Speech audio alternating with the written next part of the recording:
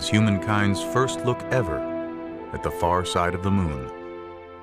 It was a lot rougher than the front of the moon, the side that's always exposed to the Earth. We were like three school kids looking into a candy store window. Our noses were pressed against the glass. We forgot the flight plan.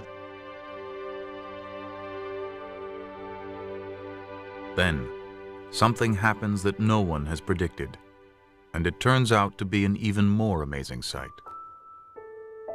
When I looked up and saw the Earth coming up on this very stark, beat-up lunar horizon, an Earth that was the only color that we could see, a very fragile-looking Earth, a very delicate-looking Earth, I was immediately almost overcome with the thought, you know, here we came all this way to the moon, and yet the most significant thing we're seeing is our own home planet, the Earth.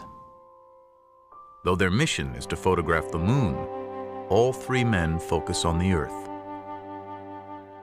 Bill Anders takes a picture that gives humanity its first look at our home as it really is. Earthrise.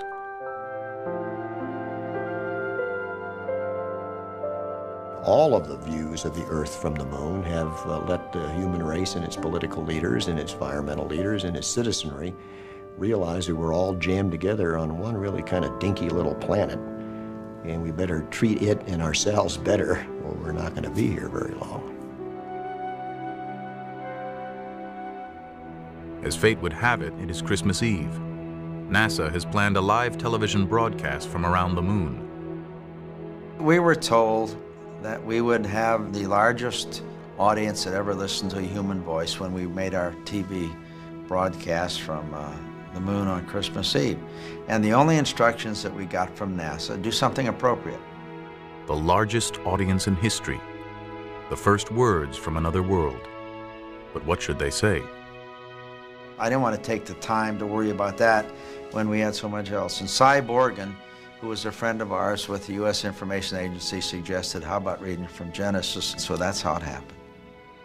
We are now approaching lunar sunrise, and for all the people back on Earth, the crew of Apollo 8 has a message that we would like to send to you. In the beginning, God created the heaven and the earth. And the earth was without form and void, and darkness was upon the face of the deep. And the Spirit of God moved upon the face of the waters. And God said, let there be light. And there was light. And God saw the light, that it was good. And God divided the light from the darkness.